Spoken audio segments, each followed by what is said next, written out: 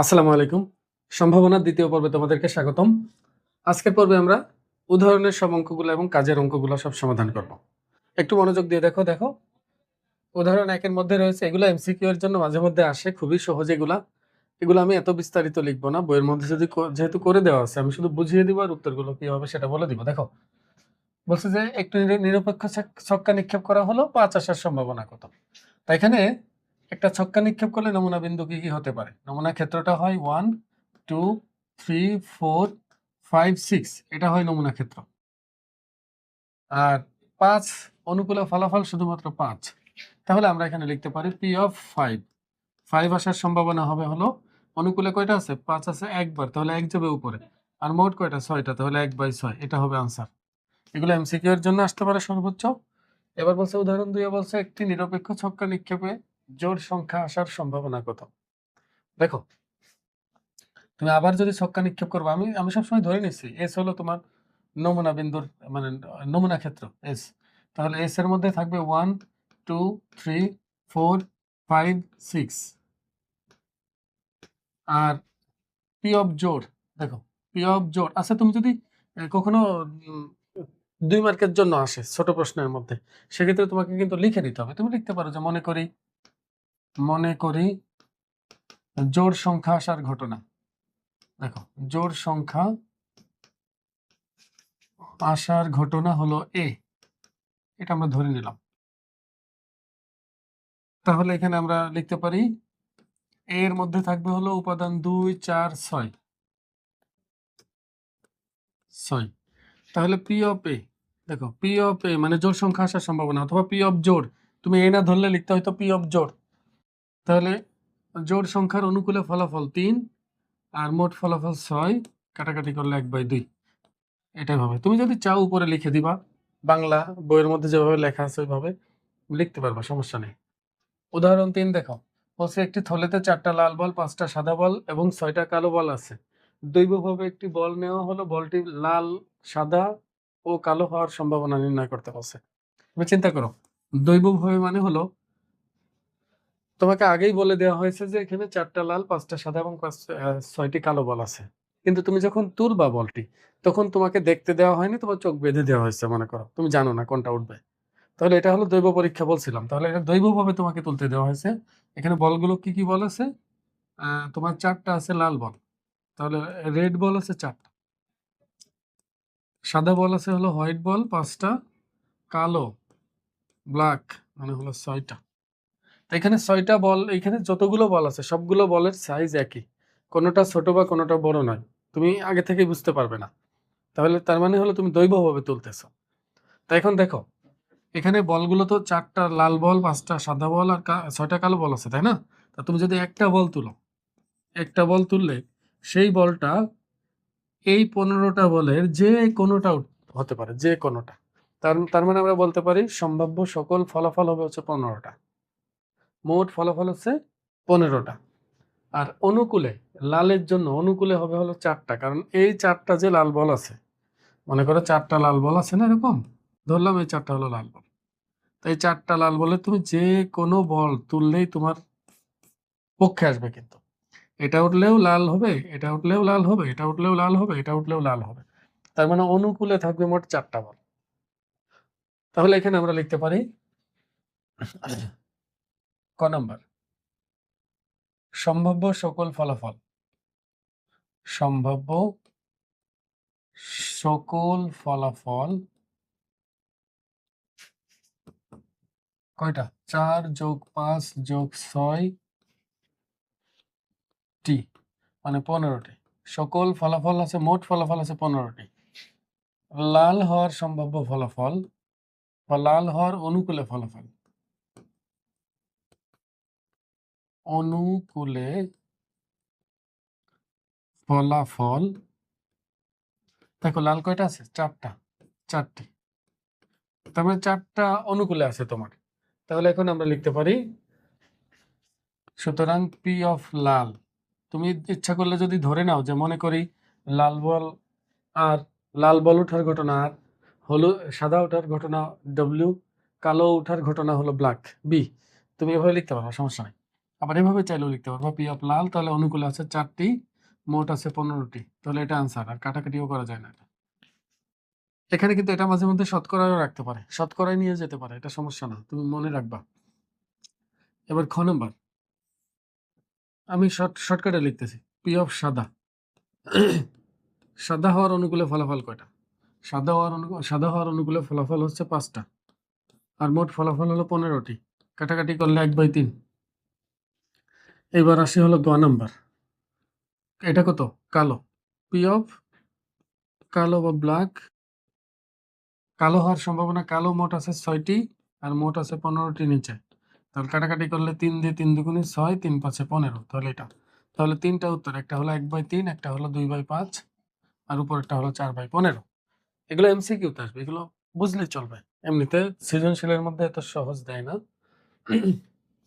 কাজের ক দেখো, কাজের ক এর মধ্যে বলছে একটি নিরপেক্ষ ছক্কা নিক্ষেপ করা হলো, নিম্নলিখিত সম্ভাবনাগুলো বের করো। প্রথমটা বলছে 4 আসার সম্ভাবনা, পরেরটা বলছে যে বিজোড় সংখ্যা আসার সম্ভাবনা, 3 নম্বরে বলছে 4 অথবা 4-এর বেশি সংখ্যা আসার সম্ভাবনা, আর 5 এর কম আসার সম্ভাবনা। আমি একেবারে শর্টকাটে লিখবো, দেখো আমি বোঝানোর জন্য তোমাকে শুধু বলে দিচ্ছি, যে মনে করি শুধু ইয়াটা, ছক্কা নিক্ষেপে নমুনা, ছক্কা নিক্ষেপে নমুনা ক্ষেত্র এস, এস হবে কি 1 2 3 4 5 6। এখন এক এক করে লিখবো, পি অফ 4, দেখো তো নমুনা ক্ষেত্রের মধ্যে 4 কয়বার আছে? একবার, মোট কয়টা? 6টা, তাহলে 1/6 হবে। এবার 2 নম্বর, বিজোড় আসার সম্ভাবনা, তাহলে পি অফ বিজোড়, আমি শুধু উত্তর বের করতেছি শর্টকাটে, তুমি চাইলে পরীক্ষা আসলে একটু লিখে নিবা যে বিজোড় হওয়ার অনুকূল ফলাফল হলো 1 3 5, তাহলে অনুকূল ফলাফল আছে 3টি, তারপর লিখবা যে পি অফ বিজোড়, বিজোড়ের মধ্যে অনুকূল ফলাফল আছে 3টা, 1 3 5, আর মোট ফলাফল 6টা, তাহলে এটা কত হবে? 1/2। 3 নম্বরে আছে হলো 4 অথবা 4-এর বেশি, তাহলে পি অফ 4 অথবা 4-এর বেশি,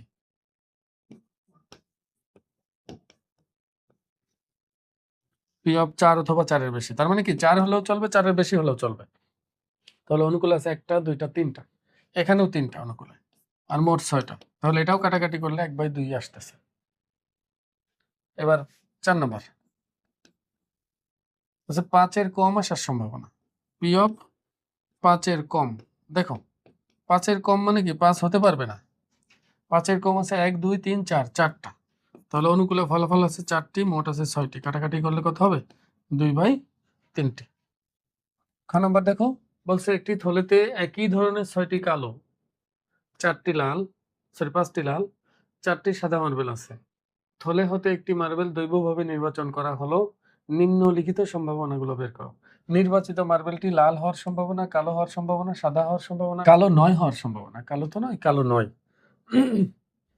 একটু লক্ষ্য করো, তাহলে আমি যদি 1 নম্বরের উত্তর দিতে চাই, আচ্ছা খ এর মধ্যে তো সব, তাহলে খ লিখি, তাহলে আমরা এইভাবে লিখতে পারি যে মোট বলের সংখ্যা, দেখো মোট বলের সংখ্যা কয়টা? দেখো কালো বল আছে 6টা, লাল বল আছে 5টি, সাদা বল আছে কয়টা? 4টা, তাহলে এখানে আসতেছে 15টি। একই প্রশ্ন নাকি? আগের বারও তো 15টি ছিল, শুধু সংখ্যা চেঞ্জ হয়েছে। দেখো প্রথমটা কি বলছে? লাল না, লাল বল আছে তাহলে কয়টা? লাল বলের সংখ্যা হলো তোমার 5টি, তাহলে আমরা লিখতে পারি সুতরাং বলটি লাল হওয়ার সম্ভাবনা। দেখো আমি কিন্তু এখানে টোটালি বাংলায় লিখতেছি, কোনো প্রতীক ব্যবহার করতেছি না, তাহলে অনুকূল ফলাফল ডিভাইডেড বাই মোট ফলাফল, অনুকূল হলো 5, আর মোট ফলাফল কয়টা? 15, তাহলে কাটাকাটি করলে এখানে আসবে 1/3, এটা আনসার। এবার বলা হয়েছে কালো হওয়ার সম্ভাবনা, তাহলে 2 নম্বরে কালো বল আছে কয়টা? কালো বলের সংখ্যা কয়টা? কালো বলের সংখ্যা হলো 6টি, মোট বল তো 15, বারবার লিখতেছি না, তাহলে সুতরাং বলটি কালো হওয়ার সম্ভাবনা হলো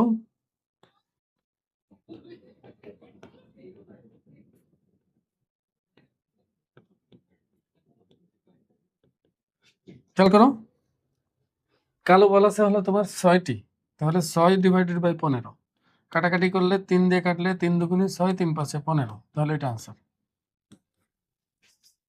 3 নম্বরে হলো বলেছে সাদা হওয়ার সম্ভাবনা, তাহলে সাদা বল আছে কতগুলো সেটা লিখি। সাদা বলের সংখ্যা হলো তোমার 4টা, তাহলে বলটির সাদা হওয়ার সম্ভাবনা, সাদা হওয়ার সম্ভাবনা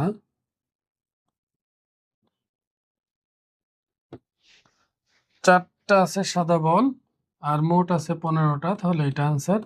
এটার কাটাকাটি করা যায় না। এবং সর্বশেষ যেটা চেয়েছে সেটা হলো বলটি কালো না হওয়ার সম্ভাবনা কত। এটা দুই ভাবে তুমি বের করতে পারবা। কালো বল নেই এরকম কয়টা আছে সেটা দেখো।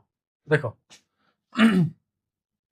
কালো নয় এরূপ বলের সংখ্যা, কালো নয় এরূপ বলের সংখ্যা বলো, কালো নয় এরূপ বলের সংখ্যা কয়টা আছে? কালো বাদে সবই কালো নয়, তাহলে 5টি আছে হলো তোমার লাল, তাহলে 5 যোগ 4টি আছে সাদা, তাহলে 5 আর 4 কত? 9টি। তাহলে অনুকূলে ফলাফল 9টি। বোঝার চেষ্টা করো, কালো নয় মানে কি? সাদা উঠলেও চলবে, লাল উঠলেও চলবে, সেটা তো কালো নয়। তাহলে এখানে আমরা লিখতে পারি বলটি কালো না হওয়ার সম্ভাবনা, কালো না হওয়ার সম্ভাবনা। দেখো কালো নয় 9টি আর মোট হলো 15টি, কাটাকাটি করলে 3 দিয়ে 3 3 9, 3 5 15। এটা গেল একটা পদ্ধতি। আরেকটা শিখিয়েছিলাম কি, পূরক পূরক ঘটনা বা পরিপূরক ঘটনার কথা মনে আছে? কালো এবং কালো নয়ের যোগফল হয় হচ্ছে 1 সবসময়। কালো হওয়ার সম্ভাবনা এবং কালো না হওয়ার সম্ভাবনার যোগফল সবসময় 1। তা আমি তো আগেই কালো হওয়ার সম্ভাবনা বের করেছি, যে এটা কালো হওয়ার সম্ভাবনা। তো আমি 1 থেকে এটা বাদ দিলেই হয়ে যেত। দেখো আমি এভাবে করতে পারতাম ইচ্ছা করলে, 2 নং হতে পাই, 2 নং হতে কালো হওয়ার সম্ভাবনা, কালো হওয়ার সম্ভাবনা সমান হলো 2/5। তাহলে সুতরাং কালো না হওয়ার সম্ভাবনা, কালো না হওয়ার সম্ভাবনা সমান হলো 1 থেকে 2/5 বিয়োগ দেব। 5 একে 5, 5 বিয়োগ 2 কত? 3/5। একই আসবে, এটা আসবে, এটা আসবে। এটা দ্রুত হয়ে গেছে, অবশ্য দুইটাই ছোট। আমি আশা করবো বুঝতে পারছো। দেখো উদাহরণ 4 দেখো, বলছে যে আবহাওয়া দপ্তর থেকে পাওয়া রিপোর্ট অনুযায়ী জুলাই মাসে ঢাকা শহরে 21 দিন বৃষ্টি হয়েছিল। তাহলে 4 জুলাই বৃষ্টি হওয়ার সম্ভাবনা কত? তুমি নরমালি চিন্তা করো, জুলাই মাসে মোট কয়টা দিন আছে? 31টা দিন আছে।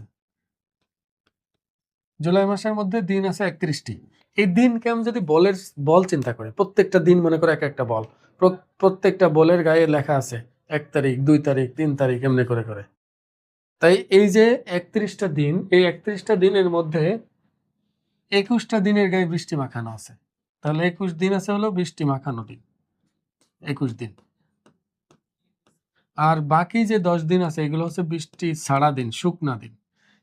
এই বলগুলো মনে করো ভেজা বৃষ্টির দিনের বল, আর এই 10টা হলো মনে করো শুকনা বৃষ্টি ছাড়া যে 10টা। তাহলে তুমি চিন্তা করো, তোমাকে যদি একটা বল দৈবভাবে চয়ন করতে দেওয়া হয়, এখান থেকে উঠানো হয় দৈবভাবে, তাহলে বৃষ্টি মাখা বল হওয়ার সম্ভাবনা কত? তখন কত হবে? 21/10 না, সরি 21/31। আর বৃষ্টি না হওয়ার সম্ভাবনা 10/31। এটাই তো। সেম জিনিস একদম একইভাবে আমরা সমাধান করবো। 4 জুলাই কিন্তু একটা দিন, 4 জুলাই কিন্তু 4টা দিন না, একটা দিন। একটা দিনের নাম 4 জুলাই।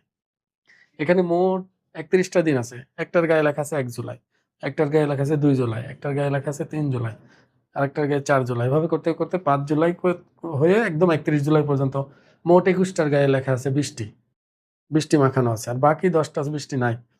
তা এখন আমি যদি তোমাকে বলে একটা বল তুলো, একটা দিন এখান থেকে তুলো, 4 জুলাই তুলছে মানে কি একটা দিন চলছে। এখানে 4 জুলাই দিয়ে 4 জুলাই তুলতেছে এমন না। তোমার এখানে বৃষ্টি কোন কোন দিন হয়েছে আমরা তো জানি না। এখানে 21 দিন বৃষ্টি হয়েছে, হতেও পারে 4 জুলাই বৃষ্টি হয়েছে। তো ওই 4 জুলাই বৃষ্টি হওয়ার সম্ভাবনা যদি আমি বের করতে চাই, তাহলে বৃষ্টির যে দিনগুলো আছে এগুলো হচ্ছে অনুকূলে, আর মোট হলো তোমার মোট যত দিন আছে সেটা যাবে হলো তোমার নিচে। তাহলে এখানে আমরা এইভাবে লিখতে পারি, আমরা জানি জুলাই মাস সমান হলো 31 দিন। বৃষ্টি হয়েছে এরূপ দিনের সংখ্যা কত? 21। দেখো, এরূপ দিনের সংখ্যা হলো 21টা। তাহলে 4 জুলাই, তাহলে সুতরাং 4 জুলাই বৃষ্টি হওয়ার সম্ভাবনা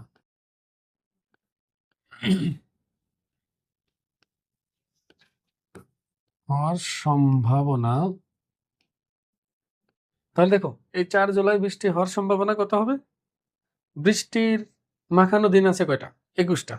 তো 21টার মধ্যে 21 দিনের যে কোনো একদিন যদি 4 জুলাই হয়ে যায় তাহলে তো আমি জিতে যাবো। তার মানে অনুকূলে আছে আমার 21, আর নিচে আছে কত? মোট দিন ছিল 31, কারণ এটার কাটাকাটি করা যায় না, তাহলে এটা আনসার। পরেরটা দেখি। দেখো, বলছে কোনো একটি নির্দিষ্ট এলাকায় জরিপে দেখা গেল 65 জন প্রথম আলো, 40 জন ভোরের কাগজ, 45 জন জনকণ্ঠ, 52 জন যুগান্তর পত্রিকা পড়ে। এদের মধ্য হতে একজনকে দৈবভাবে নির্বাচন করলে তিনি যুগান্তর পত্রিকা পড়েন, এর সম্ভাবনা কত? তিনি প্রথম আলো পড়েন না, এরও সম্ভাবনা কত? মানে দুইটা জিনিস চেয়েছে, যুগান্তর পত্রিকা পড়ার সম্ভাবনা কত আর প্রথম আলো না পড়ার সম্ভাবনা কত।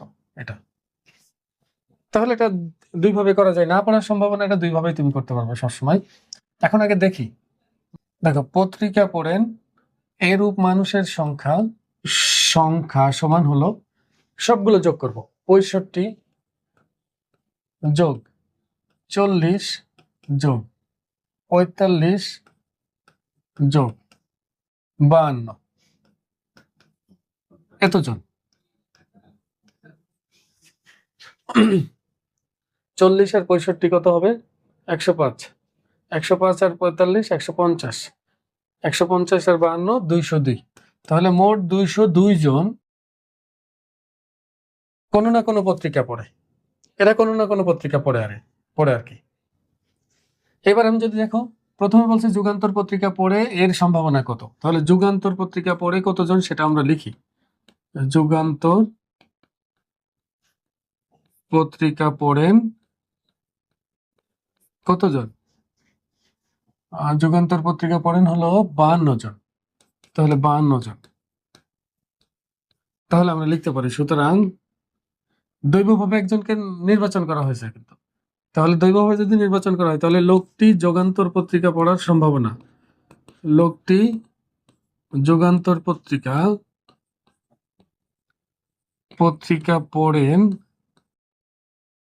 পড়ার সম্ভাবনা লিখে দাও, পড়ার সম্ভাবনা। দেখো, অনুকূল ফলাফল বাই মোট ফলাফল।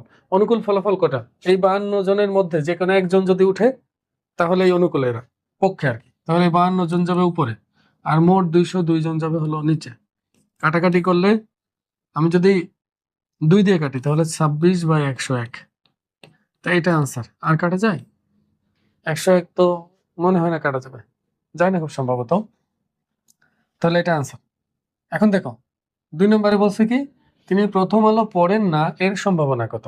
আচ্ছা, প্রথম আলো পড়েন কতজন, তার থেকে যদি 1 থেকে যদি সেটা বাদ দেই তাহলে পড়েন না এরকম সংখ্যা বের হবে না? অথবা প্রথম আলোকে বাদ দিয়ে বাকিগুলো যোগ করলে এটা অনুকূল ফলাফল। দুইভাবে করা যাবে, আমরা করি। আবার প্রথম আলো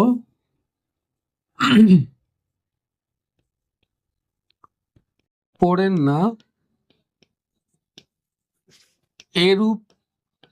এরূপ মানুষের সংখ্যা।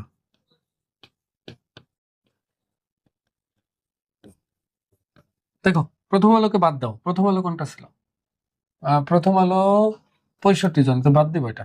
তাহলে 40 যোগ 45 যোগ 52, 45 যোগ 52 এতজন, 137 জন হলো তোমার প্রথম আলো পড়েন না এরকম লোকের সংখ্যা। তাহলে আমরা লিখতে পারি যে সুতরাং লোকটির প্রথম আলো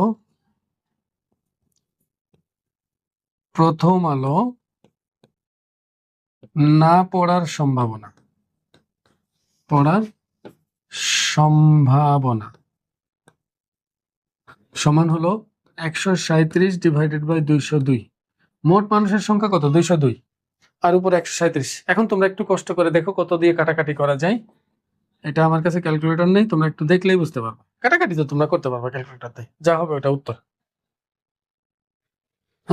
দেখো কাজ 310 পৃষ্ঠার কাজ এটা আর কি। বলছে একটি জরিপে দেখা গেল কোনো বিশ্ববিদ্যালয়ে প্রথম বর্ষে 284 জন ছাত্র অর্থনীতিতে, 106 জন ছাত্র ইতিহাসে, 253 জন ছাত্র সমাজবিজ্ঞানে এবং 169 জন ছাত্র ইংরেজিতে ভর্তি হয়েছে। এদের একজন ছাত্রকে দৈবভাবে নির্বাচিত করলে নির্বাচিত ছাত্রটি সমাজবিজ্ঞানের হবে না এর সম্ভাবনা কত? তো তুমি সমাজবিজ্ঞান বাদে বাকিগুলো যোগ করে করতে পারবে। এটা আমি করে দিব না, আগেরটার মতোই। তুমি আগে লিখে নিবা। দেখো এটা কি সায়েন্সের হায়ার ম্যাথের মধ্যে ম্যাথের কেউ নাই, তাহলে কি অঙ্ক দিল এটা? যাই হোক, যাই দিছে। এখন দেখো প্রথম বর্ষে 284 জন ছাত্র অর্থনীতিতে, তাহলে তুমি লিখবা এখানে অর্থনীতিতে 284 জন, ইতিহাসে 106 জন, সমাজবিজ্ঞানে 253 জন, আর ইংরেজিতে 169 জন। তাহলে মোট ছাত্রছাত্রীর সংখ্যা, সবাই ছাত্র, হ্যাঁ, তাহলে মোট ছাত্রের সংখ্যা সবগুলো যোগ করবে, কারণ মোট ফলাফল তো লাগবে। মোট মোট ছাত্র সংখ্যা, আমি শর্টকাটে লিখি, মোট ছাত্র সংখ্যা 284 যোগ 106 যোগ 253 যোগ 169, এগুলো যোগ করবা, যোগ করে যা আসে তোমরা নিজেরা যোগ করবা, এটা আমি যোগ করবো না। আর এখানে কি বলছে? সমাজবিজ্ঞানের হবে না, মানে সমাজবিজ্ঞান না হওয়ার সম্ভাবনা। তাহলে সমাজবিজ্ঞান নয় এরকম ছাত্রের সংখ্যা, সমাজবিজ্ঞান বাদে ছাত্র সংখ্যা, ছাত্র সমাজবিজ্ঞান কোনটা ছিল? এই 253 জনকে বাদ দিবা শুধু, আর বাকি সবাইকে যোগ করবা। 284, 106 আর 169। তারপর এটা তুমি পাবা এখানে একটা। তাহলে এটা যদি x1 হয়, এটা মনে করো x2, তুমি এটার মান বসাই দিবা আর কি। আমি x1 x2 ধরে নিচ্ছি। তাহলে এখানে আমরা লিখবো যে সমাজবিজ্ঞান না হওয়ার সম্ভাবনা, সমাজবিজ্ঞানের না হওয়ার সম্ভাবনা, না হওয়ার সম্ভাবনা, এইটা x2, এগুলোর মধ্যে যে কোনো একজন উঠলেই সমাজবিজ্ঞানের হবে না তারা, যেহেতু এখানে সমাজবিজ্ঞানটা বাদই দিয়েছি। আর নিচে হবে x1, যা হবে সেটাই, মানে এই ফলাফলটাকে এটা দিয়ে ভাগ, এটাকে এটা দিয়ে ভাগ দিবা আর কি, যা হবে সেটা উত্তর। আমি আশা করবো তোমরা এটা করতে পারবে, এটা নিজেরা করবা। এইবার দেখো এখানে আমরা গুরুত্বপূর্ণ কিছু জিনিস শিখবো, সেটা হলো নমুনা বিন্দু কিভাবে বের করতে হয়, নমুনা আর প্রবাবিলিটি ট্রি কিভাবে আঁকতে হয়, এটা আমরা শিখে নিবো এখন। আমি এর আগে এটা শিখাইনি। দেখো এখানে বলছে দুটি নিরপেক্ষ মুদ্রা একসাথে একবার নিক্ষেপ করা হলো, নমুনা ক্ষেত্রটি তৈরি করো, মুদ্রায় এইচ এবং প্রথম মুদ্রায় এইচ এবং দ্বিতীয় মুদ্রায় টি আসার সম্ভাবনা নির্ণয় করো। এখানে দেখো এবং আছে, এবং থাকলে আমরা জানি কি করতে হয়, গুণ করতে হয়। আমরা অন্যভাবে ট্রি দিয়ে যেহেতু করব, নমুনা ক্ষেত্র দিয়ে যেহেতু করতে চাচ্ছি। আচ্ছা, নমুনা ক্ষেত্র জিনিসটা কি? দেখো নমুনা ক্ষেত্র তুমি সাধারণত 3 ভাবে বের করা যায়। নমুনা ক্ষেত্র তুমি 3টা উপায় করতে পারবা। আমরা সেটের মধ্যে দেখছি যে কার্তেসীয় স্থানাঙ্ক, কার্তেসীয় যে গুণজটা আছে, কার্তেসীয় গুণজের সাহায্যে আমরা বের করতে পারবো। দেখো কার্তেসীয় গুণজ দিয়ে আমরা নমুনা ক্ষেত্র বানাতে পারবো। আর প্রবাবিলিটি ট্রি, যেটা এই যে এখানে যেটা ব্যবহার বেশি হয়েছে, প্রবাবিলিটি ট্রির সাহায্যে আমরা বের করতে পারবো।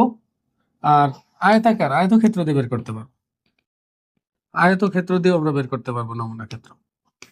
তাই এখানে আমাদের বেশিরভাগই প্রবাবিলিটি ট্রি ব্যবহার করা হয়েছে, অনেক সময় উল্লেখ করে দেয় প্রবাবিলিটি ট্রি ব্যবহার করো। আমি এটা সবভাবে দেখাচ্ছি, একটু দেখো। দুটি নিরপেক্ষ মুদ্রা, মুদ্রার মধ্যে কি থাকে? এইচ এবং টি থাকে।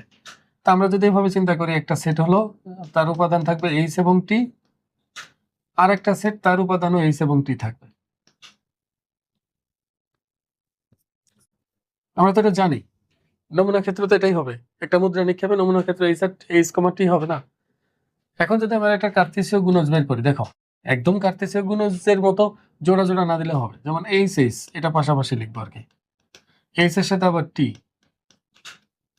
টি এইচ, টি টি, এই যে লিখছি না, এটা হয়ে গেছে। এটা হলো কার্তেসীয় গুণজের সাহায্যে বের করছে আর কি। আর ট্রি দিয়ে তুমি যদি বের করতে চাও, ট্রি হলো প্রথম মুদ্রা তুমি মনে করো নিক্ষেপ করবা। প্রথম মুদ্রা নিক্ষেপ করলে তোমার দুইটা ঘটনা ঘটতে পারে। একটা হলো এইচ আসবে অথবা টি আসবে। আমরা কি প্রবাবিলিটি ট্রি বা নমুনা ক্ষেত্র, আসলে নমুনা ক্ষেত্র বলতে কি বোঝায়? নমুনা ক্ষেত্র মানে হলো সম্ভাব্য সকল ফলাফলের সেট। মানে এটাই যে ঘটতেছে এমন না, আমি সম্ভাব্য সকল ফলাফলের সেট গঠন করি। তাই এখানে দেখো প্রথম মুদ্রায় সম্ভাব্য কি কি ফলাফল আসতে পারে, এইচ আসতে পারে, টি আসতে পারে। এবার দ্বিতীয় মুদ্রা নিক্ষেপে সম্ভাব্য কি কি ফলাফল আসতে পারে, দেখো এটা গেল প্রথম মুদ্রা। এবার যদি আমি দ্বিতীয় মুদ্রার কথা চিন্তা করি, দ্বিতীয় মুদ্রা নিক্ষেপে হতে পারে এইচ আসবে অথবা টেল আসবে। একটু লক্ষ্য করো, প্রথম মুদ্রায় যে এইচই উঠছে এমন কোনো গ্যারান্টি আছে না, এইচ আসতে পারে, টিও আসতে পারে। তা আমি ধরে নিলাম যে প্রথম মুদ্রায় এইচ আসছে, প্রথম মুদ্রায় এইচ আসছে, তার জন্য দ্বিতীয় মুদ্রায় এইচ আসছে, অথবা প্রথম মুদ্রায় এইচ আসছে, ওই এইচ এর জন্য দ্বিতীয় মুদ্রায় আবার টি আসছে, এটা হতে পারে। কিন্তু এমনও তো হতে পারে যে প্রথম মুদ্রায় টি আসছে, তার জন্য দ্বিতীয় মুদ্রায় এইচ আসছে, এটা হতে পারে না? আবার এমনও তো হতে পারে যে প্রথম মুদ্রায় টি আসছে, দ্বিতীয় মুদ্রায়ও টি আসছে, এটাও তো ঘটতে পারে। তাহলে দেখো, তুমি যদি একেবারে না বুঝে করতে চাও, মানে তোমার মনে করো যে আঁকতে পারলে হয়েছে, নাম্বার পাবা তো আঁকতে পারলে, তাহলে তুমি যতবার বলবে প্রথমবার এইচ টি বের করবা, প্রত্যেকটা থেকে এইচ টি, প্রত্যেকটা থেকে এইচ টি। যদি 3বার মুদ্রা নিক্ষেপ করতো, আমি তোমাদের কিন্তু আগেও বলছি এখনো বলতেছি, এখানে কয়টা, 2টি মুদ্রা নিক্ষেপ করছে। কিন্তু এই প্রশ্ন, সেম প্রশ্ন যদি বলতো একটি মুদ্রা 2বার নিক্ষেপ করছে, 2টা মুদ্রা একবার করে নিক্ষেপ করা যে কথা, একটা মুদ্রা 2বার নিক্ষেপ করা একই কথা। দেখো, একটা মুদ্রা 10বার নিক্ষেপ করা যে কথা, 10টি মুদ্রা একবার নিক্ষেপ করা একই কথা, কোনো পার্থক্য নাই এই দুটার মধ্যে। আমি আশা করবো বুঝতে পারছো, প্রশ্ন যাই থাক সিস্টেম একই। এবার দেখো, আমি যদি এটা নমুনা ক্ষেত্র তৈরি করতে চাই, নমুনা ক্ষেত্র এস দিতে চলে দেবা, কোনো সমস্যা নেই। কি কি আসছে দেখো, তুমি এদিক দিয়ে চলে যাবা, প্রত্যেকটা যাবা, প্রত্যেকটা এইচ এইচ, প্রথমটা এইচ, দ্বিতীয়টা এইচ, কমা এইচ টি, প্রথমটা এইচ, দ্বিতীয়টা টি। এবার এদিক দিয়ে টি এইচ, প্রথমটাই টি, দ্বিতীয়টা এইচ। এদিক দিয়ে গেলে প্রথমটাই টি, দ্বিতীয়টাই টি। এই ঘটনাগুলো ঘটতে পারে, সবগুলো সম্ভাব্য সকল ঘটনা আমি লিখে ফেলছি। যদি আরো আসতো তো প্রত্যেকটা নিতাম, প্রত্যেকটা, কাউকে বাদ দিব না। তো এই যে আমি নমুনা ক্ষেত্রটা পেয়ে গেলাম, এখন আমাকে বলছে প্রথম মুদ্রায় এইচ আর দ্বিতীয় মুদ্রায় টি আসার সম্ভাবনা। দেখো তো, প্রথম মুদ্রায় এইচ, দ্বিতীয় মুদ্রায় টি, এরকম ফলাফল কয়টা আছে? একটা। তাহলে আমরা লিখব প্রথম মুদ্রায় এইচ ও দ্বিতীয় মুদ্রায় টি, টি আসার অনুকূল ফলাফল। ফলাফল কয়টা আসছে? অনুকূল ফলাফল একটা না, একটি। আমি লিখতেছি না কি, সেটা লিখলাম না, টি এইচ আর কি, সরি এইচ টি, এইচ টি। তাহলে আমরা লিখতে পারি সুতরাং পি অফ এইচ টি, এটার মান কত হবে? এটা লিখতে পারবো অথবা বাংলায় লিখতে পারবো, তোমার ইচ্ছা। অনুকূলে আছে একটা, মোট কয়টা আসছে? 1 2 3 4, চারটে। দেখো, এটা কিন্তু আমি কার্তেসীয় গুণজ দিয়ে দেখাইলাম, তুমি অঙ্ক মূলত এখান থেকেই করবে, এতটুকু। এটার জন্য অঙ্ক এতটুকু, এই 6 নম্বরের সমাধান হলো এতটুকু। আর তুমি আয়তাকার কিভাবে করবে? আয়তক্ষেত্রের সাহায্যে। এখানে কি কি আছে? প্রথম মুদ্রার মধ্যে কি থাকবে? H T. তাহলে এখানে এই পাশে দাও এইচ, এখানে দাও টি। আবার এদিকেও কি এইচ টি না, এইচ এখানে টি। এবার তুমি কি করবে? এই আয়তক্ষেত্রের ক্ষেত্রফল বের করতে গেলে এটা গুণ এটা দিতাম না, কিন্তু গুণ না করে পাশাপাশি রেখে দেবা এইচ এইচ। এটার জন্য দেখো টি এইচ, এটাও তো এইচ, এটা টি, তাহলে এটা হবে হচ্ছে এইচ টি বা টি এইচ যাই বলো না কেন। আবার এটা দেখো টি এইচ, এটা হলো টি টি। তুমি যদি এটাকে মনে করো প্রথম মুদ্রা, এটাকে মনে করো দ্বিতীয় মুদ্রা, দেখবে H H, H T, T H, T T, এভাবে তুমি বের করতে পারবে।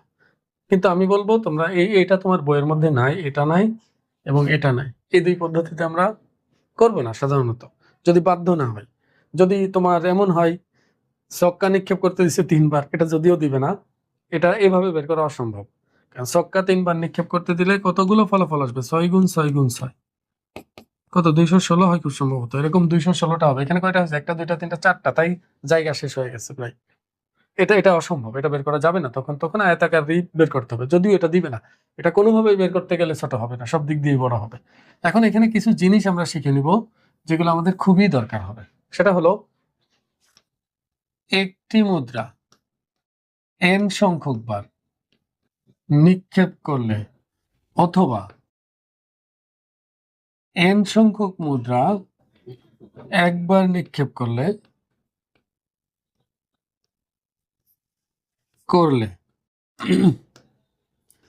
নমুনা বিন্দুর সংখ্যা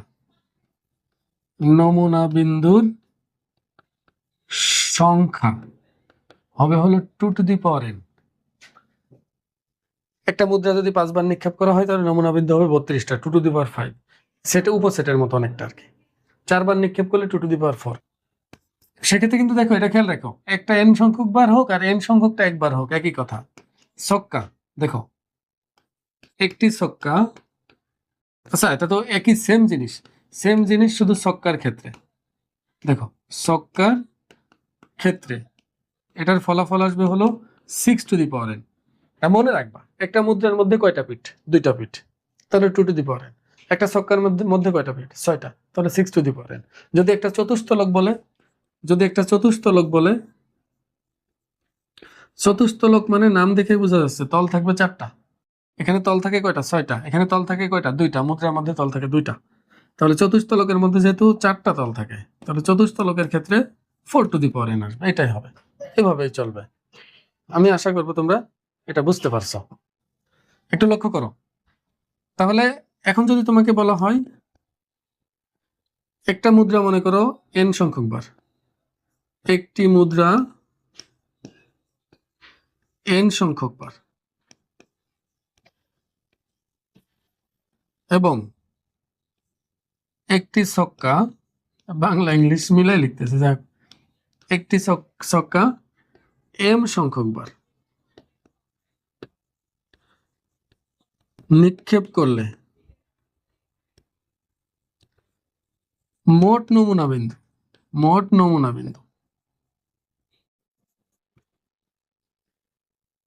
খেয়াল করো, একটি মুদ্রা যদি n সংখ্যক বার নিক্ষেপ করি 2^n হবে, ইন্টু একটি ছক্কা কতবার? m সংখ্যক বার, তাহলে 6^m।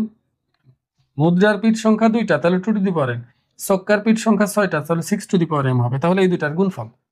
মানে বিষয়টা এমন, এই যে এটা আসে কিভাবে দেখো, আমি মুদ্রা একবার নিক্ষেপ করলে এতগুলো নমুনা বিন্দু, 2 বার নিক্ষেপ করলে এতগুলা, কারণ প্রতিটার সামনে 2টা করে। দেখো এখানে 2টা বের হয়েছে না, আবার প্রত্যেকের সামনে 2টা করে, আবার এখানে প্রতিটার সামনে 2টা করে, প্রতিটার সামনে 2টা করে আসবে, পরে আবার প্রত্যেকটার সামনে 2টা করে, তাহলে 2 গুণ 2 গুণ 2 গুণ 2 গুণ এমনি করে বাড়তে থাকে।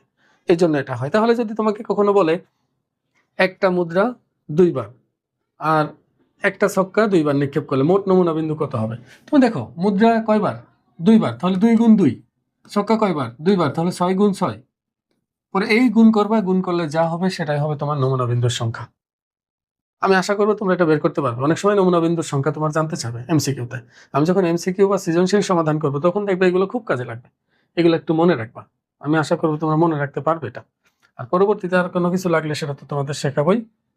এবার দেখো, এটা ট্রি আঁকতে বলছে এখানে, আবার প্রবাবিলিটি ট্রি বলছে 3টি মুদ্রা একবার নিক্ষেপ করা হলো, 3টি নিরপেক্ষ মুদ্রা একসাথে একবার নিক্ষেপ করা হলে ট্রি তৈরি করা, নমুনা ক্ষেত্রটি দেখাইতে বলছে, আর নিচের ঘটনাগুলোর মান বের করতে বলছে। ঘটনার মান বের করা তো কোনো ব্যাপার না, এটা কিভাবে বের করবো আমি তোমাকে বলি। দেখো, অনেক একদম মাঝখান থেকে শুরু করতে পারো, এখান থেকে একেবারে এখান থেকে শুরু করতে পারো, মাঝে একদম মাঝে। অথবা তুমি যদি চাও যে, দেখো এখানে কয়বার মুদ্রা নিক্ষেপ করতে বলছে? 3 বার।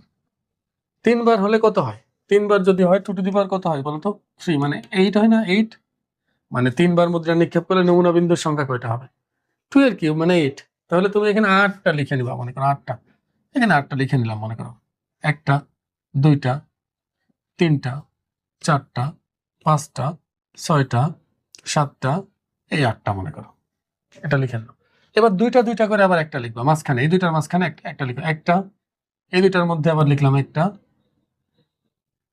আবার এই দুইটার মধ্যে একটা, এই দুইটার মধ্যে একটা, আবার এই দুইটার মাঝখানে একটা, এই দুইটার মাঝখানে একটা, আর এই দুইটার মাঝখানে এটা এত দূরে লিখছি, এত জায়গা ফাঁকা রেখে যায় এটা।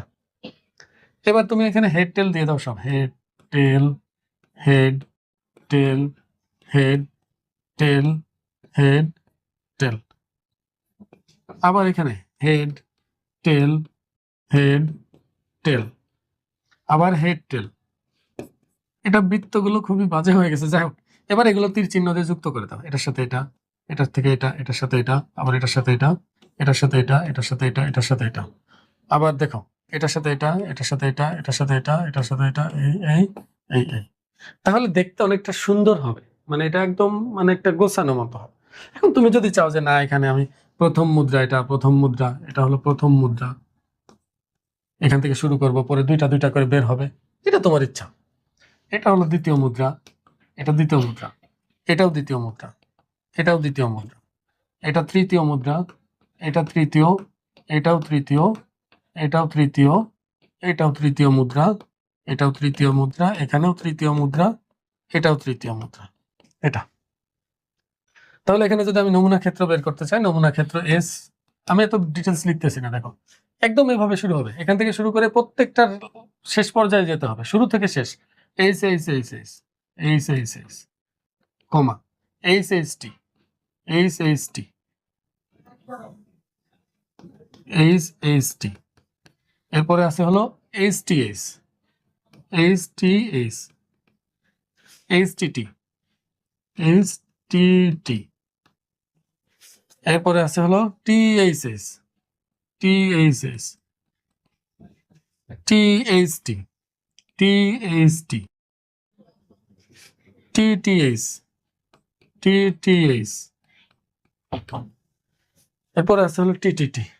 এই সবগুলো তুমি লিখে এদেরকে সেকেন্ড ব্র্যাকেটে ঘিরে দাও, তা হয়ে গেছে আমাদের নমুনা ক্ষেত্র।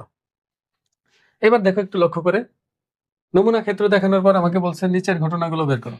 কেবল একটা টেল, এটা খুবই গুরুত্বপূর্ণ। কেবল একটা টেল, কেবল বললে শুধু, শুধু কেবল মানে শুধু, শুধুমাত্র। বলো শুধুমাত্র একটা টেল আসছে, এরকম ঘটনা কয়টা ঘটছে? এখানে একটা টেল আছে না, এই একটা, দুইটা, তিনটা। তাহলে কেবলমাত্র একটা টেল আছে, এরকম ঘটনা তিনটা। তাহলে ক নম্বরের জন্য আমরা লিখতে পারবো কেবলমাত্র, কেবলমাত্র একটি টেল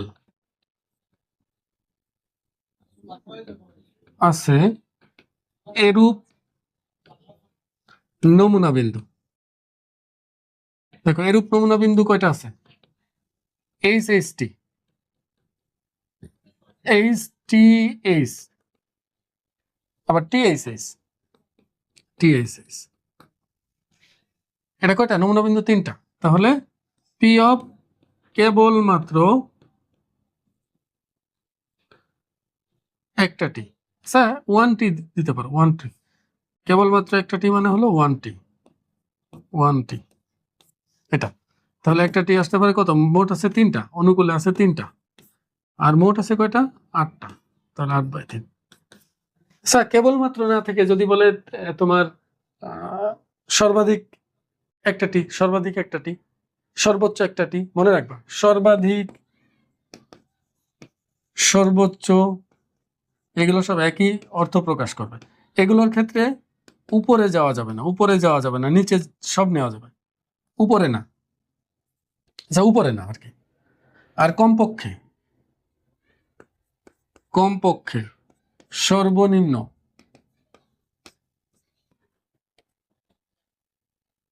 এগুলা থাকলে এগুলো হচ্ছে নিচে যাওয়া যাবে না, নিচে যাওয়া যাবে না, এর কমে যাওয়া যাবে না, নিচে না। তাহলে দেখো এখানে তিনটায় হেড, এটা আমি সরাসরি লিখে দিই, খ নম্বরের উত্তর হবে তিনটায় হেড আসছে কই? একটার মধ্যে তিনটি হেড, এগুলো কোনো প্যাচ নাই, এগুলো যা আছে সেটাই, তিনটায় হেড আছে মোট হলো এটা। তাহলে P of H H H, এটা আছে 1/8। এখন গ নম্বরে খেয়াল করো, গ নম্বরে তোমাকে কি বলছে? ও এটা তো আমি বললাম না যে যদি এখানে কেবলমাত্র একটা টি বা সর্বাধিক একটা টি যদি বলতো, তাহলে একটা টি এর উপরে নিবা না নিচে সবই নিতে পারবা, তাহলে এখানে এটা নিতে পারবা। দেখো এটাই সবচেয়ে কনফিউজড হয় সবাই, যে এটা আমি নিতে পারবো কিনা। আচ্ছা কেবলমাত্র মানে সর্বাধিক একটা টি মানে কি? উপরে যাওয়া যাবে না, নিচে শূন্যটা থাকলেও নেওয়া যাবে, সমস্যা নেই। তাহলে এর মধ্যে শূন্যটা আছে, তাহলে এটাকে নিতে পারবো। একটা, দুইটা, তিনটা, চারটা, তখন অনুকূল ফলাফল হতো 4, এটা মনে রাখবা। এখন যদি এটা বলে যে কমপক্ষে একটা টেল পাওয়ার সম্ভাবনা, মানে নিচে যাওয়া যাবে না, উপরে সব নিতে পারবা। দেখো কমপক্ষে একটা টেল, এখানে টেল আছে একটাও নাই, এটা নেওয়া যাবে না, কারণ নিচে যেতে পারবো না, কমপক্ষে আমাকে একটা বলছে, তাহলে এটা নিতে পারবো, বাকি সবার মধ্যে কমপক্ষে একটা টি আছে, এটার মধ্যে সবই টি, তার মানে কমপক্ষে একটা তো আছে, তাহলে কমপক্ষে একটা টি মানে 3টা এইচ বাদে বাকি সব, তাহলে আমরা লিখতে পারি পি অফ কমপক্ষে একটা টি, কমপক্ষে একটি টি, এর মানে হলো 7/8। আমি আশা করবো তোমরা বুঝতে পারছো, আমি অঙ্ক পুরো ডিটেলস লিখে দিচ্ছি না, কারণ এগুলো উদাহরণের অঙ্ক, উদাহরণের মধ্যে করে দেওয়া আছে, আমি শুধু বোঝানোর চেষ্টা করতেছি। তোমরা এইগুলোর মধ্যে সবসময় প্যাচ লাগাও, এটা মনে রাখবা কিন্তু। বিশেষ করে এইটা সর্বাধিকের ক্ষেত্রে যে না থাকলেও নেওয়া যায়, এটাই অনেকে মানতে পারে না। যে আমি যদি বলি সর্বাধিক 2টা টি, তার মানে টি না থাকলেও নিয়ে নিবা, 3টা এইচ, ওটাও তোমার পক্ষে, কারণ তোমাকে নিষেধ করা হয়েছে উপরে যেতে, নিচে যেতে নিষেধ করা হয়নি। দেখো বলছে একটি নিরপেক্ষ ছক্কা ও একটি মুদ্রা একবার নিক্ষেপ করা হলো, প্রবাবিলিটি ট্রি তৈরি করে নমুনা ক্ষেত্রটি লিখো, ছক্কায় 5 এবং মুদ্রায় এইচ আসার সম্ভাবনা বের করো। তাহলে এখানে আমরা এবার সুন্দর করে লিখি, বারবার।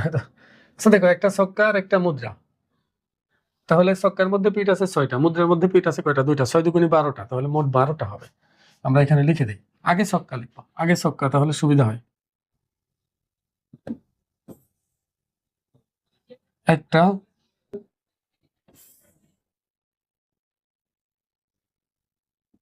দুইটা,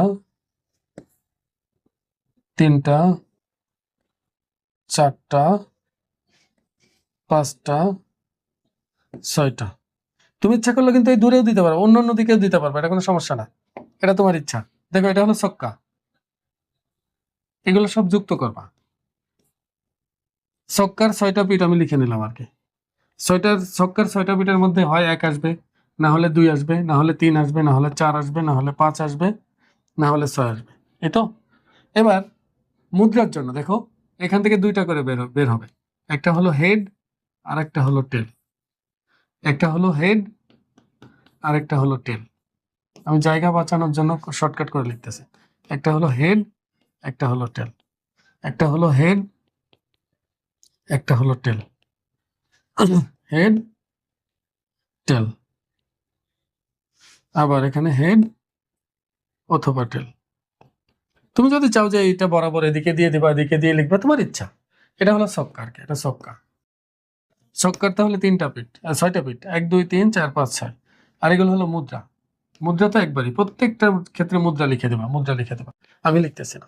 তাহলে এখন যদি তোমাকে নমুনা ক্ষেত্র লিখতে বলি, তাহলে নমুনা ক্ষেত্র এস সমান আসবে হলো, যদিও বইয়ের মধ্যে করে দেওয়া আছে, তোমার বইয়ের মধ্যে দেখবা যে হয়তো বা এখানে এখানে আবার একটা দাগ দিয়ে 1H লিখে দিছে, এভাবে 1H একসাথে লিখছে এখানে, এখানে এটা কি 1T, তো এটা 1T তোমাকে এভাবে লিখে দিছে 1T, এটা 1H, 2H, 2T, এগুলো না লিখলে হবে, এটা তোমার ইচ্ছা, লিখতে চাইলে লিখবা, না লিখতে চাইলে না লিখবা। এখন তুমি এগুলো সব লিখতে পারবো, 1T, 1H, 2T, 2H, 2T, 2H, 3T, 3H, 4T, 4H, 5T, 5H, 6T, 6H। তাহলে এই যে লিখে ফেলছি নমুনা ক্ষেত্র। এবার বলছে ছক্কায় 5 এবং মুদ্রায় এইচ আসার সম্ভাবনা কত। দেখো ছক্কায় 5, তাহলে পি অফ ছক্কায় 5 আর মুদ্রায় এইচ, আচ্ছা আমি শর্টকাটে লিখলাম, ছক্কায় 5 আর মুদ্রায় এইচ আসার সম্ভাবনা কত বলতো। এখানে ছক্কায় 5 আর মুদ্রায় এইচ কয়বার আসছে? একবার মাত্র। তাহলে এখানে 1/কত? 12, এটা হবে হচ্ছে তোমার উত্তর।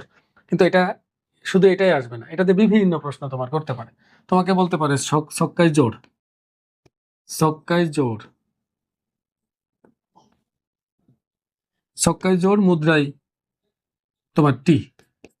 দেখো ছক্কায় জোড়, তখন তুমি দেখবে যে ছক্কায় জোড় আছে কয়টা? 2 4 6, 3টা, আর মুদ্রায় এইচ, মুদ্রায় টি একবার, এমনি খুঁজে নিতে পারবো। দেখো 1টা, 2টা, 3টা, তাহলে ছক্কায় জোড় কিন্তু মুদ্রায় এইচ এরকম পিঠ আসছে কয়টা? 3টা, তখন 3/12 হবে, কাটাকাটি করলে যা হয়। আমি আশা করবো তোমরা এটা ধরতে পারছো, এই ধরনের প্রশ্ন যাই আসুক তোমরা করতে পারো। তোমাকে বলতে পারে ছক্কায় মৌলিক সংখ্যা, মুদ্রায় এইচ আসার সম্ভাবনা কত, ছক্কায় যৌগিক সংখ্যা, মুদ্রায় এইচ আসার সম্ভাবনা কত। তোমরা কি জানো তো মৌলিক সংখ্যা কি? এটা তো জানার কথা সবাই। 2, 3, 5 যে সংখ্যাগুলোকে 1 এবং ওই সংখ্যা ছাড়া অন্য কোনো সংখ্যা দ্বারা ভাগ করা যায় না নিঃশেষে, সেটা মৌলিক সংখ্যা।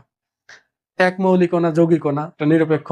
এগুলো ধারণা তোমার থাকলে এগুলোর উত্তর দিতে পারবো আশা করি। এটা তোমরা নিজেরা করবা, সুন্দর করে এটা আঁকবা। এই ট্রি তোমার মতো আঁকবা, এইভাবে দূরে ছড়াই দিতে চাইলে ছড়াবা, এদিকে লম্বা দিতে চাইলে দিবা, উপর থেকে নিচে দিতে চাইলে দিবা, এটা কোনো সমস্যা নেই, তোমার যা মন চাই করতে পারবা, যে কোনো ভাবেই করা যায়। এইবার দেখো এই লাস্ট টাইপের অঙ্ক আমাদের উদাহরণের মধ্যে। এটার জন্য আমি তোমাদের একটা উদাহরণ দিলে বুঝতে পারবা। মনে করো এ একটা বিন্দু, বি একটা বিন্দু, সি একটা বিন্দু। দেখো এ থেকে বি তে যাওয়ার জন্য তোমার মনে করো রাস্তা আছে 3টা। এটা হলো এ বি সি রাস্তা। আর এখান থেকে এখানে যাওয়ার রাস্তা আছে মনে করো 4টা। আচ্ছা আরেকটা বাড়িয়ে দিলাম 5টা। এটার নাম মনে করো 1, 2, 3, 4, 5। এখন আমি যদি তোমাকে বলি এ থেকে সি তে যাবা, তুমি এ থেকে সি তে যাবা কিভাবে? প্রথমে এ থেকে বি তে যাবা, পরে বি থেকে সি তে যাবা। তাহলে তুমি কত রকম ভিন্ন উপায়ে তোমার এখান থেকে এখানে যাওয়ার উপায় সংখ্যা কত হবে? উপায় সংখ্যা কত হবে মোট? তুমি অনেকেই বলবে যে 3 আর 5 8, কিন্তু যারা এটা চিন্তা করবে তাদেরটা ভুল। এটা মূলত কি ঘটে দেখো আমি বলি। তুমি এদিক দিয়ে যেতে পারো, এ দিয়ে এটা দিয়ে যেতে পারো, এ দিয়ে এটা দিয়ে যেতে পারো, এ দিয়ে যে এটা দিয়ে যেতে পারো, এ দিয়ে যে এটা দিয়ে যেতে পারো। তার মানে এর জন্য তোমার সামনে 5টা অপশন আসবে, বি এর জন্য 5টা অপশন, সি এর জন্য 5টা অপশন।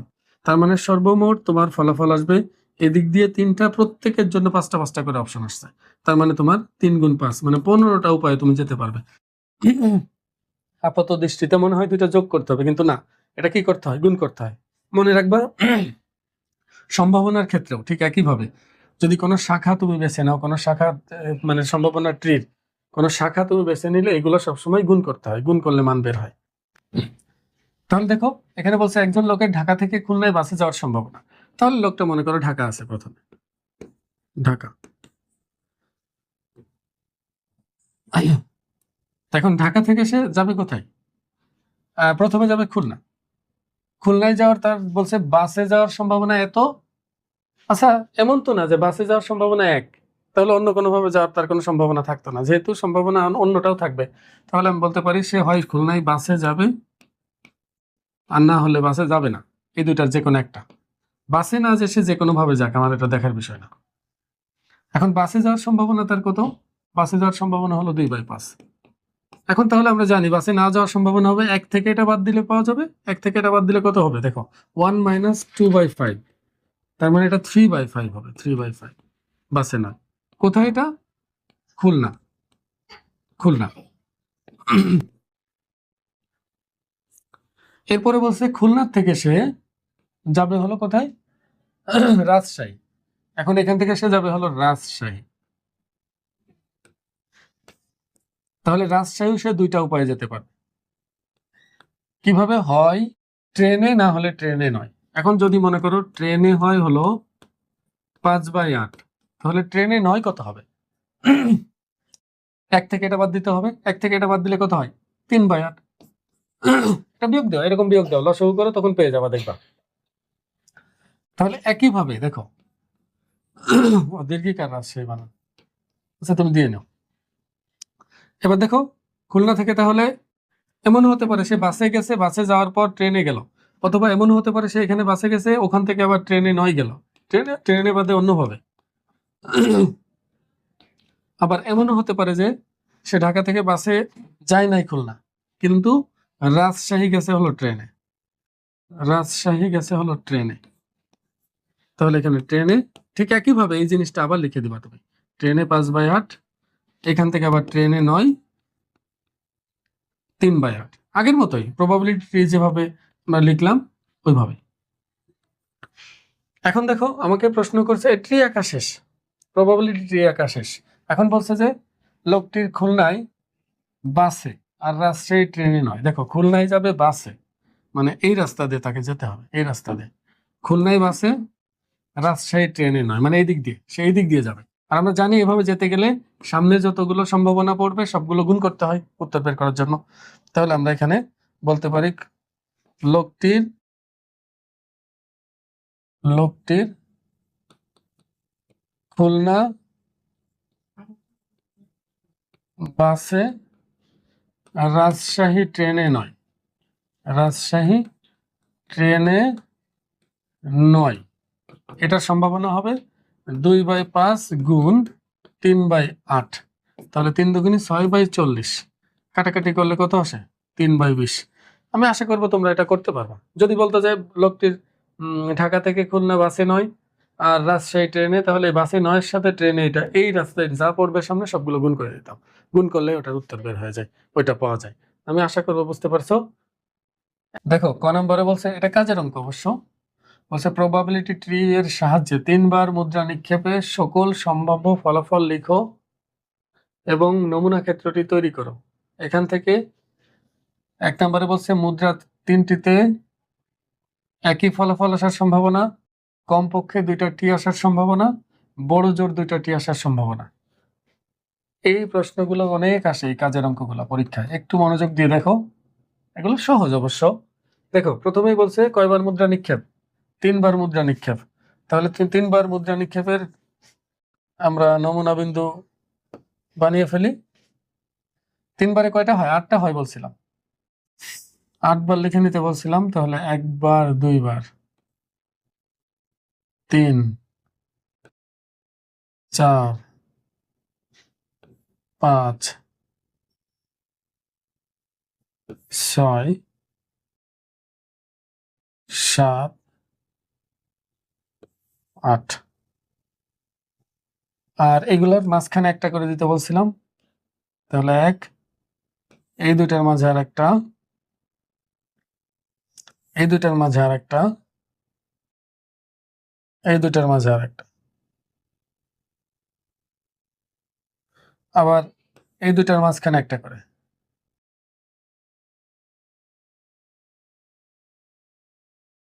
আর এই দুইটার মাঝখানে আর একটা। এবার দেখো এটা হলো প্রথম মুদ্রা। প্রথম মুদ্রায় কি কি আসতে পারে, হেড আসতে পারে, টেল আসতে পারে। একইভাবে আমরা এখানে হেড আসতে পারে, টেল আসতে পারে লিখতে পারি, এখানে হেড আসতে পারে, টেল আসতে পারে, আবার এটার হেড টেল, হেড টেল, হেড টেল, একইভাবে এখানে হেড টেল, এমনি দিয়ে দিবা হেড টেল হেড টেল হেড টেল হেড টেল হেড টেল হেড টেল, অথবা এখান থেকে হেড টেল প্রত্যেকটা থেকে হেড টেল প্রত্যেকটার সামনে যা পাবা হেড টেল, প্রত্যেকটা থেকে হেড টেল বের হবে। এতক্ষণে বুঝে যাওয়ার কথা। এইভাবে আগে এগুলো দিলে কি হয়, এটা সুন্দর দেখায়, তাছাড়া আর কিচ্ছু না। তুমি আগে পিছিয়ে সামনে করে নিতে পারবা, তুমি ইচ্ছা করলে উপর থেকে নিচের দিকে দিতে পারবা, এটা উপরে নিচের দিকে এটা আগে যাবে, এটাও করতে পারবা, সমস্যা নাই। এটা হলো প্রথম মুদ্রা, এটা হলো প্রথম মুদ্রা, এটা দ্বিতীয় মুদ্রা, এটাও দ্বিতীয় মুদ্রা, এগুলো সব তৃতীয় মুদ্রা, এটা তৃতীয় মুদ্রা, এটাও তৃতীয়, তৃতীয়, তৃতীয়। একটু লক্ষ্য করো প্রথম মুদ্রা, এখানে আমরা ট্রি আঁকি কিভাবে, সম্ভাব্য সকল ফলাফলগুলো এখানে নিয়ে আসি আমরা, এটাই যে ঘটছে এমন না, এটাই ঘটবে এমন না, আমরা সম্ভাব্য সকল ফলাফলই নিয়ে আসি। তাহলে আমরা চিন্তা করি যে প্রথম মুদ্রাটা নিক্ষেপ করলে হেড আসতে পারে, আবার টেলও আসতে পারে, যে কোনো একটা আসতে পারে। এখন আমি ধরে নিলাম যে প্রথমটা মনে করো হেড আসছে, এসে পড়ছে এমন না, আসতেও পারে। পরে এটার জন্য আবার হেড আসতে পারে দ্বিতীয় মুদ্রায়, এটার জন্য আবার দ্বিতীয় মুদ্রায় টেলও আসতে পারে। মনে করো প্রথম মুদ্রায় হেড আসছে, এর জন্য দ্বিতীয় মুদ্রায় হেড এবং টেল যে কোনোটাই আসতে পারে। এখন ধরে নিলাম যে প্রথম মুদ্রায় হেড আসছে, দ্বিতীয় মুদ্রায় মনে করো হেডই আসছে, এর জন্য তৃতীয় মুদ্রায় হেডও আসতে পারে, টেলও আসতে পারে। এখন প্রথম দুইটা যে হেডই আসবে এমন তো কোনো কথা নাই। এখন ধরে নিলাম যে প্রথমটা হেড আসছে কিন্তু দ্বিতীয়টাই টেল আসছে, এটার জন্য পরেরটা আবার হেডও আসতে পারে, টেলও আসতে পারে, প্রত্যেকটা ভিন্ন ভিন্ন। কিন্তু একইভাবে আমি ধরে নিলাম প্রথমটায় টেল আসছে, দ্বিতীয়টায় হেড আসছে, পরেরটাও হেড আসছে, প্রথমটায় টেল, দ্বিতীয়টায় হেড, তৃতীয়টায় টেল, এভাবে এভাবে করে সবগুলো দিতে থাকবো। মানে মোট কথা হেড টেল বের হবে, ছক্কা হলে 6টা বের হবে প্রত্যেকটা থেকে, প্রতিটার সামনে এমন করে বাড়তে থাকবে। তো এবার আমি এটার নমুনা ক্ষেত্র লিখি, দেখি নমুনা ক্ষেত্রটি, নমুনা ক্ষেত্র কি কি আসলো, H H H, H H H, দেখো এই H H H, H H T, H H T, H T H, H T H, HTT, HTT। দেখো এখান থেকে শুরু হবে, এভাবে চলে যাবে, সবগুলোর মধ্যে যাবে। এবার এখান থেকে THH, THT, TTH, TTT সব দিকে যাবে। তাহলে THH, THH, THT, এরপরে আসছে হলো TTH, TTH, TTT।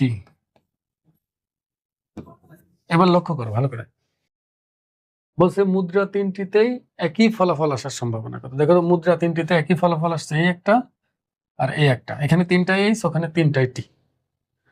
তাহলে আমরা বলতে পারি মুদ্রা তিনটিতে, আমি শর্টকাটে লিখতে চাই, মুদ্রা তিনটিতে একই পিট আসার সম্ভাবনা, একই ফলাফল আর কি, একই ফলাফল আসার সম্ভাবনা, সম্ভাবনা একটা দুইটা, অনুকূল ফলাফল হলো দুইটা, আর মোট ফলাফল কয়টা? 8টা, কাটাকাটি করলে কত? 1/4। এবার বলছে কমপক্ষে দুইটা টি। দেখো কমপক্ষে দুইটা টি মানে কি? কমপক্ষে বললে নিচে যাওয়া যাবে না। তুমি চিন্তা করো, আমি যদি তোমাকে বলি তুমি কমপক্ষে দুইটা সৃজনশীল করে আসবা, কমপক্ষে দুইটা, তুমি কি দুইটার কম করবা? করলে তো মার খাবা। মানে দুইটার বেশি করতে পারবা, বেশি যত মন চাই করো, কিন্তু কমপক্ষে, কম নিচে যাওয়া যাবে না, কমপক্ষে দুইটার। তার মানে এখানে কমপক্ষে দুইটা টি, তার মানে দুইটা টি এর কম নেওয়া যাবে না, বেশি নাও কোনো সমস্যা নেই, এটা নিতে পারবা, তুমি তিনটা টি নিতে পারবা, কিন্তু দুইটা টি এর কম নিতে পারবা না। তাহলে অনুকূলে কয়টা? দেখো তো, একটা, দুইটা, তিনটা, চারটা। তাহলে চারটা এরকম পিট আছে যেখানে কমপক্ষে দুইটা টি আছে। তাহলে অনুকূলে ফলাফল হচ্ছে, এটা হলো 1 নম্বরের জন্য, এটা 1 নম্বর। এবার 2 নম্বরটা দেখো, পি অফ 2টি, ও 2টি না তো, কমপক্ষে দুইটা টি। তাহলে কমপক্ষে দুইটা টি, 2টি মানে হলো শুধু দুইটা টি। যদি শুধু কমপক্ষে না থাকতো, 2টি থাকতো, তাহলে শুধু দুইটা টি, এটা নেওয়া যেত না। যেহেতু কমপক্ষে আছে, তাহলে অবশ্যই আমি এভাবে লিখবো, কমপক্ষে 2টি আসার সম্ভাবনা, সম্ভাবনা সমান হলো কমপক্ষে দুইটা টি কয়টা আছে? 4টা না, অনুকূল ফলাফল 4টা, মোট হলো 8টা, কাটাকাটি করলে 1/2, 1/2। এবার দেখো বলছে বড় জোর দুইটা টি। বড় জোর মানে সর্বোচ্চ, বড় জোর, এগুলো একই শব্দ, সর্বোচ্চ, বড় জোর, এগুলো সব একই অর্থ প্রকাশ করে। তাহলে বড় জোর দুইটা টি মানে এর উপরে যাওয়া যাবে না, দুইটা টি এর উপরে যাওয়া যাবে না। এখন দেখো, দুইটা টি এর উপরে যাওয়া যাবে না, দুইটা টি এর নিচে যত মন চাই নিতে পারবা। তাহলে এটাও নিতে পারবা, একটা, দুইটা, তিনটা, চারটা, পাঁচটা, ছয়টা, সাতটা। তাহলে বড় জোর দুইটা টি মানে তিনটা টি বাদে সবই নিতে পারবা তুমি, কারণ একটা টি না থাকলেও সমস্যা নেই, একটাও টি না থাকলে কোনো সমস্যা নেই, তুমি নিতে পারবা যে কোনো ভাবে। তাহলে এখানে আমরা লিখতে পারি 3 নম্বরের মধ্যে বড় জোর দুটি টি, বড় জোর, বড় জোর না বড় জোর হওয়ার কথা, বড় জোর দুটি টি, যাই হোক 2টি আসার সম্ভাবনা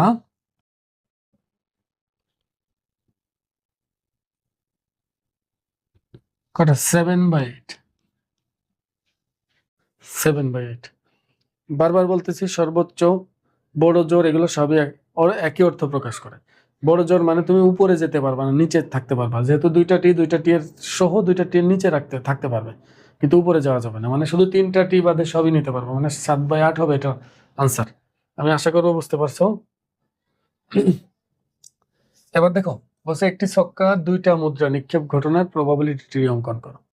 এটা দুইবার মুদ্রা আর একটা ছক্কা, এটা বড় হবে অনেক। দেখো এটা কিন্তু একটা ছক্কা দুইটা মুদ্রা, মানে 6 গুণ 4, 24টা হবে। এটা কিন্তু অনেক বড়, এটা তুমি 24টা আসলে এখানে ধরানোই কঠিন হবে। আমরা উপর নিচে করি, তাহলে উপর নিচে না হলে জায়গা হবে না। তাহলে 24টার জন্য আমি আগে 24টা এখানে দিয়ে দিব বৃত্ত, ছোট ছোট করে। এটা আরো ছোট দেই, না হলে ধরবে না। একটা,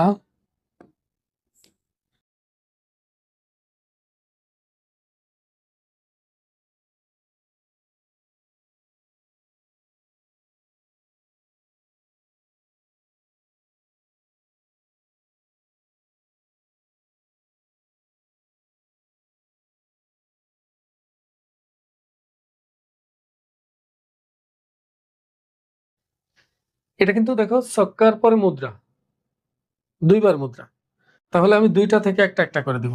প্রত্যেক দুইটা হতে একটা একটা করে মাঝখানে।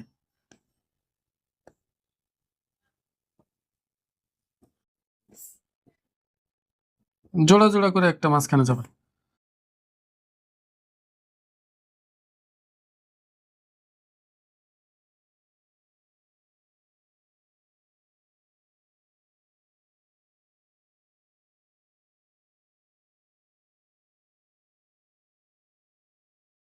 আবার দুইটা দুইটা করে একটা, দুইটার মাঝখানে একটা।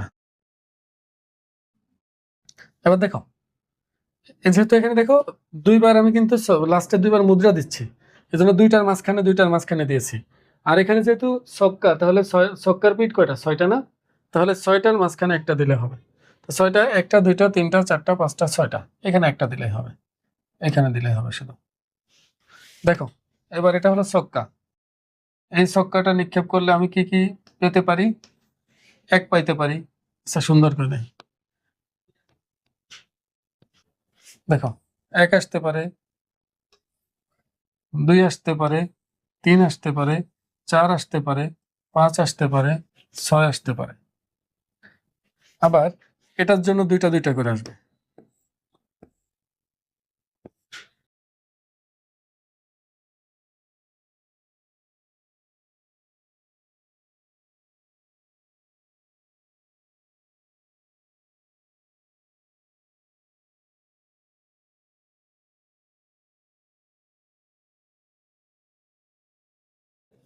এবার দেখো, ছক্কায় 1 আসতে পারে, 2 আসতে পারে, 3 আসতে পারে, 4 আসতে পারে, 5 আসতে পারে, 6 আসতে পারে। একইভাবে ছক্কায় 1 মুদ্রায় এইচ, অথবা ছক্কায় 1 মুদ্রায় টি। এভাবে একইভাবে এইচ টি এইচ টি করে লিখতে থাকবা। H T H T H T H টি, একইভাবে প্রত্যেকটার জন্য। এটার জন্য আবার এইচ টি বের হবে। এইচ টি, এটা অনেক বড়, এটা পরীক্ষায় দিলে এটা না দেওয়াই ভালো, তুমি লিখতে অবস্থা খারাপ হয়ে যাবে। H T H T H T H T H T H T H T H টি। তা হয়ে গেছে, প্রবাবিলিটি ট্রি আঁকা হয়ে গেছে। দেখো কি কি ঘটতে পারে। ছক্কায় 1-এর জন্য মুদ্রা এইচ এইচ, 1-এর জন্য এইচ টি, 1-এর জন্য টি এইচ, 1-এর জন্য টি টি, 2-এর জন্য একই ঘটনা, 3-এর জন্য একই ঘটনা, 4-এর জন্য একই ঘটনা, এভাবে চলতে থাকবে তোমার। এখানে শুধুমাত্র ট্রি আঁকতে দিছে, শুধুমাত্র ট্রি আঁকতে দিয়ে যদি 4 মার্ক দেয়, তাহলে তুমি এটা করবা। 2 মার্কের জন্য করা এটা কষ্টসাধ্য। আমি আশা করবো তোমরা বুঝতে পারছো। তো পারার কথা, কিন্তু সময় লাগবে অনেক বেশি। তাহলে তোমরা 2-একটা প্র্যাকটিস করলে সহজ হয়ে যাবে। তাহলে আজকের পর্ব এই পর্যন্ত। পরবর্তী পর্বে আমরা অনুশীলনী অঙ্কগুলো সমাধান করাবো। আসসালামু আলাইকুম।